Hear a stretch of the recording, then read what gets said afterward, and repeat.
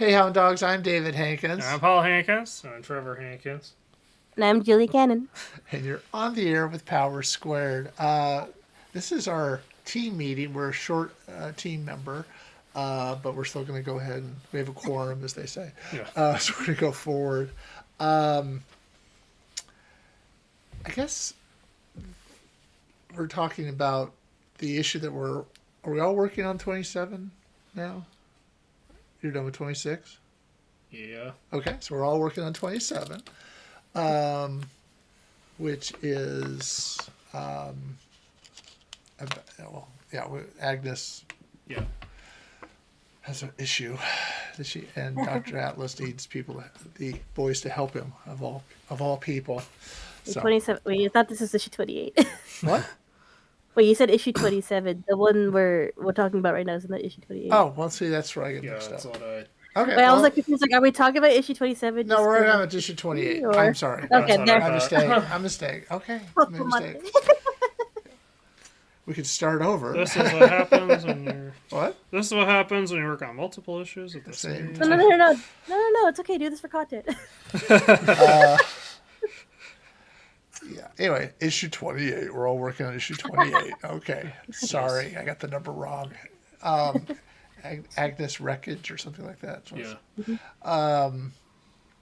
So you're coloring what pages? 9 through 16? Yeah, I finished up 9 through 16. So when I colored them, I wasn't aware of the new edits at the time, so I just colored what was there and then just forgot about the Dropbox for like a minute. And then when I sent you guys the images, you're just like, wait, this is like half done. What happened? So I double checked the Dropbox and lo and behold, there was some background stuff for most of the panels. So I actually finished up those ones as well and just edited it. So there should be a folder in there called edits for issue 28 that should have the furniture and all that stuff. Okay. Yeah, we had asked Jen to go back and add some backgrounds, and yeah, they were like, "What happened to those?" Right. So I'm glad we were able to touch base on that, and it was easy. Apparently, you could just move your layers over. Well, it's because she didn't. It's because the way she drew them, it was a bit simpler because, like, she didn't have to transform anything bigger or smaller. So anything I did before, it kept its thing. So all I had to do was just color behind like the characters because it was basically just background stuff. So when I dragged it back, it kept the original line work of the first edit, and then it just added the line work of like all the furniture and stuff that was missing, and I just colored over that. Okay. And have you started the letter 28? Yeah, I'm still littering the first 8. Okay, that's fine. So progress is being made, I guess I should say. We had this is our first time to really talk since WonderCon. We had a guy come up to us in the booth, wanted to redo the book so you could read it on your phone. Yeah. Make it vertical instead of horizontal. Oh, like a webtoon? Like Yeah. Yeah. He'd actually was working with somebody we already had. He came up and was showing me. I forgot the name of the Matador. Monster Matador. He was showing me this thing on his phone. And I go, I know the guy who did that, which was kind of I didn't know if that was on purpose or just a coincidence. But Stephen Prince does Monster Matador, and so I was like, oh, I was familiar with that. And so the idea is that basically he took the first issue of Power Squared and the first issue of A Blade of Miracles, yes, and was going to make them into sort of a vertical version, but he needed layers, and Trevor knew how to. I had no idea you could do this once something's a TIFF. You could put it back into layers. Yeah, I still had my Affinity file, so I just had to export it again as a TIFF with layers. Okay, I was very impressed. It's my lack of knowledge about, but I thought it was really cool you could do that. So we're able to then take something that's 7 or 8 years old. But we'll see. And apparently it's like a rev share thing. We don't give up ownership or anything, and they don't make any money unless it makes money, kind of a deal. But they do all this work. But the earlier Power Squared issues, those were originally done with Adobe, but Affinity is compatible with Adobe, so I was able to. Yeah. Well, again, it was my lack of. I didn't know you could do that, so that was really cool. You could do that. I didn't even know you could do that. What the heck? Yeah. I thought once it was saved as it was a flat kind of thing, but it's cool. You can save it as a flat thing. No, but the fact that you could do that is really cool. So we were able to send them layers, which is what they needed. So the background's one thing, and they wanted. Okay. So it's They see all the mistakes I made. well, you weren't doing first issue. There's other people made other mistakes. Trust me. But we'll see how that pans out. We're supposed to have seen it Monday, but I guess they had delays. So hopefully next week we'll see something. Yeah. So it'd be a different way of displaying it, and I guess theoretically we could do all the issues that way. Yeah. If we like it. Yeah. Yeah. This. So it might be another revenue stream, which would be nice. Do you have any questions about the WonderCon experience? Not that I can think of at the top of my head. Like aside from how was it for you guys? Like, was WonderCon like a more stressful or more tame than when you went to Comic Con? Well, the layout of WonderCon was terrible. Yeah, they have you walk into Artist Alley, and then next to that is all these people selling, I'll say, toys and collectibles and all that. Yeah. And then there's a second room, and then the third room is small press, along with Funko. So everybody that's in that room is interested in Funko, unless they know somebody in small press. And so it was very uncrowded in the small press area. And so I don't think it was our first experience, and everybody you talk to in small press will say it should be next to Artist Alley because they're more related instead of having this, way over there. I would think then it was probably just like a more of a communication issue where things were supposed to be then. No, this is how they always set it up. Oh, I don't know. Yeah, and everybody in small press complains that we're out of the traffic lanes, and it should be. I think the collectibles should be in the second room instead of the first room, and we should be in the first room. Yeah. We'll see. It was a learning experience, would you say? Yeah, I would say so. A learning experience? Yes. Yeah. And I think we've learned some things that we're going to try to do differently. That we are trying to do it again, though everybody talks about how it's been a steady drop-off in attendance and revenue and all that for a while. Yeah. But it's still a major event. Yeah. We're trying to see if we can switch over to Artist Alley. Yeah. That was From what I've seen, if you're trying to look for other cons, do not try Anime Expo. I went there as a customer, and I felt it was concerning. All right. So we're trying to see if we can get to Artist Alley because there was somebody else. It was a small press, and they were in Artist Alley, and they were doing pretty good business. Because with the fact that you guys are writing and also publishing a comic, like you guys being in Artist Alley makes so much more sense. So it's like. Yeah. Maybe it's just a booking issue. Like it's like a K-pop concert. You gotta grab it before they leave, which is like 0.2 seconds.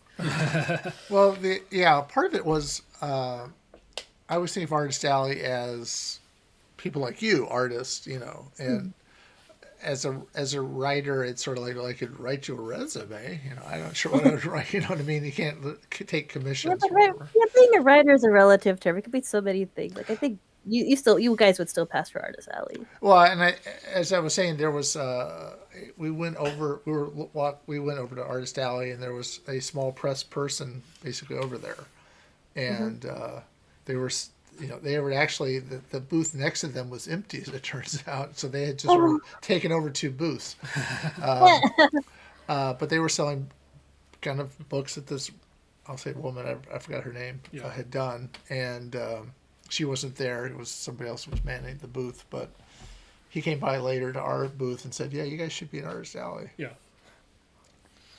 No, then I think that's like also a lesson like learn to advocate yourself more for like where you want to be placed or where you should be placed. Well, so in the application for, oh, that was another hard thing. You're supposed to, you can at on site renew, go up and apply for the same thing. I kind of wanted us to have a little time to think about it, Mhm. and but I did go up and say, if we want to be an Artist Alley, how do we do that? And she said, well, just put in the form that you check both. And so great. So when we went in to try to re-up for the next year, none of the links worked. Oh, And I was like, how did I sign into this? How did I do this the first time? And it was this sort of circular kind of. So I tried, do I need a password? And so it sent me to this thing. It gave me a user number that meant nothing. eh. And so eventually I wrote them and said, the time is running out for this thing. So, like, how do I do this? And well, go in like you're new and we'll match them up. And I'm like, okay, this is like, okay. They're a little, That's pretty inefficient. yeah, they're kind of, they're nonprofit, but they're also kind of a little like, Disorganized. disorganized, is a nice way to put it. Oh no. We're also hoping to be small press at Comic-Con, which we're, on the waiting list for. That's better because it's right next to an entrance onto the floor. Yes. A lot of people that you kind of group up, wait up in what they call the pavilion, and you come down these stairs, and it dumps you out pretty much at small press. Mm-hmm. So that would be a better spot, and I think that'd be good for us in that way. But it's still, I don't think we're ever going to make our money back on the cost to be at a con and sell enough books to make that pay. Right. I mean, at least not for a while, But apparently nobody was really doing great at this WonderCon. 7 people, I think, in Artist Alley were doing pretty good. Yeah. But anyway, that was a little disappointing for us. But hopefully we found somebody that maybe, again, will do the comic on a vertical. I mean, that's kind of part of the... You meet people and you kind of open up your... Like, we had a guy, we did a show, I'll say recently, not knowing this is going to be on, with a guy that we met at the con, at WonderCon, and he was just in the next booth over, and we said, hey, we want to be on our show, and he was a very interesting guy. Yeah.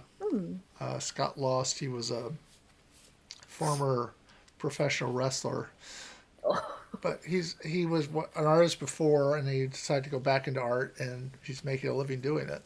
It's actually pretty amazing, like when you see an artist for the first time, whether if it's like drawing, voice, like whatever XYZ like passion they're in. It's kind of amazing what they were before or what their stuff is on the side because you're just like, I'm sorry, what? I'm sorry, you were part of NASA before doing this. Yeah. Well, that was the thing is I was trying to look him up, and there was this wrestler. Like, oh, that's him. So we asked him some questions about wrestling. So. In a nice way. Right? Yeah. He said we asked the right way to ask. Some people make fun of it, and he goes, well, I can show you how tough it is. I can break your nose if they want. But anyway. So I look at it as sort of expands our, more people know about us that way, too. You get to meet other people in your same situation, I guess. Like people in the community aren't just known for what they do in that said like community or hobby or work or whatever XYZ. It's like they're part of they were or are part of like other spaces you never thought you think they'd be in. So I'm just like, damn. Yeah, but you get there sort of like I kind of want to put this the right way. You know how there are carny folk that they follow carnivals and all that, and I think there's sort of connie folk that kind of they meet up at these various conventions, and you see the same people. Like we saw the same people the people that were booth next to us at LA Comic Con had a booth at WonderCon. And so you kind of, so you remember them from before. We had kept up with them a little bit, but I mean, it's just that kind of, there's a sort of a, not family, but kind of a, we're all in this together kind of feeling sometimes. Yeah. So that was kind of a nice outgrowth of that, I guess. Mm-hmm. All right. But it's like the assurance of like, cool, it's like you're not the only one who's into this kind of stuff. Yeah. Or at least doing this for like that's part of like your job or like XYZ, like I said before. Some people, I mean, I think the majority of people, this is to use Scott Loft's book, second shift. I mean, it's their second thing that they, it's not the first thing you make money at doing. Mm-hmm. Some people do. I think artists have a better chance at making a living at it because you can, create something for somebody as a commission, if nothing else. You know what I mean? Mm-hmm. But, yeah, like that's something I've seen like a lot of artists that like I gain inspiration to. A lot of the time, like there's this artist that I follow her, like their handle on Twitter and like this guy and everything is Lyrie. They're into like at least like the video games I play, like a lot of Hoyoverse games and like some like other stuff on the side. So like with them, like although they don't have their own stuff, they make a lot of like commercial commissions because of like the voice actors that hire them for like said characters they voice. So it's like a pretty cool thing. Yeah. Yeah, so it's like although it's like you're not inherently doing stuff for yourself, like you're also helping others with your own gifts as well. Right. Okay. You guys have anything going on?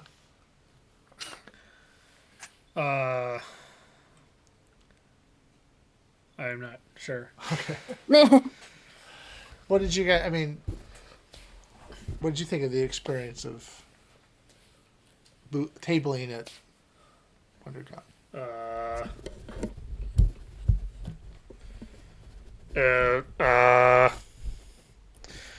It was kind of like LA, probably because of where we were. It was kind of like LA, where there was like not too much action going on around our table. So there were points where I like walked around a little.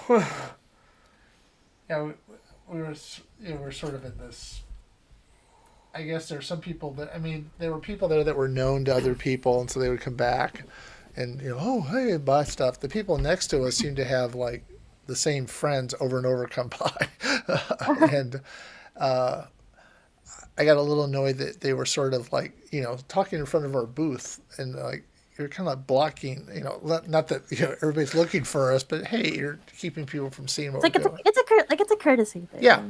I'm paying for this space, and you're like standing in front of it, not having huge conversations. But then there was a guy that they knew that came by that Paul knew. Yeah. Stephen L. Sears. Yeah. The L is important. Yeah. And he came by and talked to us, and and he was, I think, vindicated himself. It wasn't part of them so much, but I thought he was a nice surprise. Yeah, so I got to talk to him. Right. So yeah, I mean that's part of the cool thing about, I guess, when you're tabling at a con, other people that are tabling sort of take you more seriously, I guess, too. Mm-hmm. Yeah. Yeah, and we're some things we saw that we're trying to incorporate next time we do table. I saw. A woman had on her table had like this video going, and I was like, "That what? Oh, like a live stream going on? No, it was just it was stuff she she wrote, I guess, or fantasy books. I'm guessing, and she had her character had been drawn, and so she used AI, which we wouldn't do, to make her character kind of move.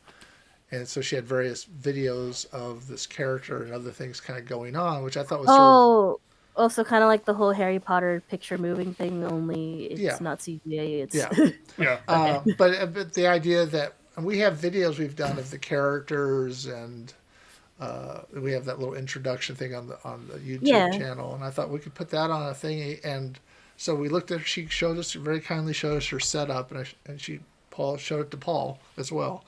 And so we bought the stuff so we could theoretically do it ourselves. So we had to buy a Roku. Yeah.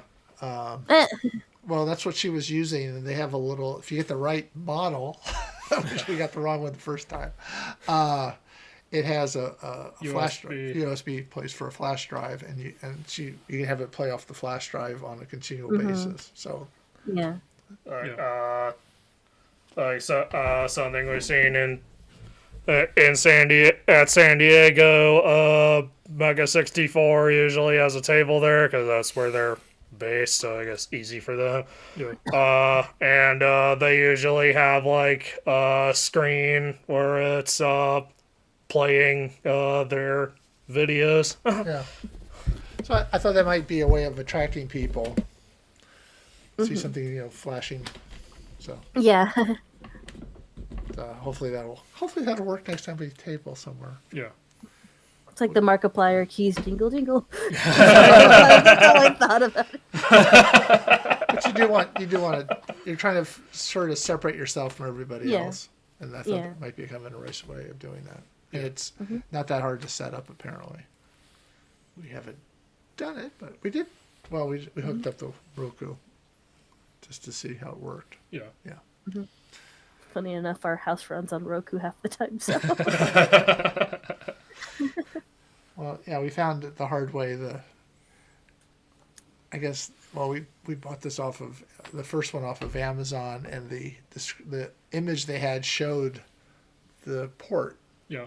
but it's not on that model. Like, well, so we sent it back. Yeah. But so yeah, I think that'd be kind of a different way of sort of livening things up, and also maybe help kind of tell the story a little bit, so we don't have to like say it. I guess I don't know. Yeah. We need to be a little more extroverted and things like that. Not our strong suit. Yes. Little off topic. Speaking of Roku, one thing you can watch currently on there that I highly recommend is Dan Versus. Yeah. A little plug in there for Dan Versus. It's an animated series about a guy that's kind of an ass. Yeah. Well, his shirt literally says "jerk." Yeah.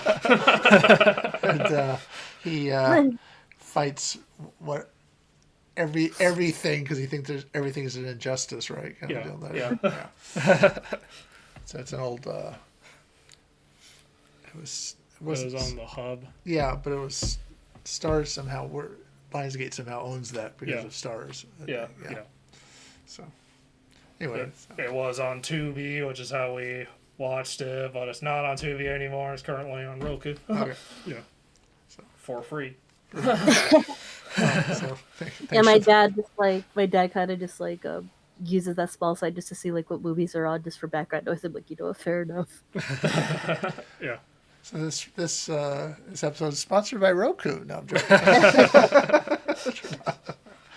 All right, so we'll take a look at the pages you've submitted and let you know our comments.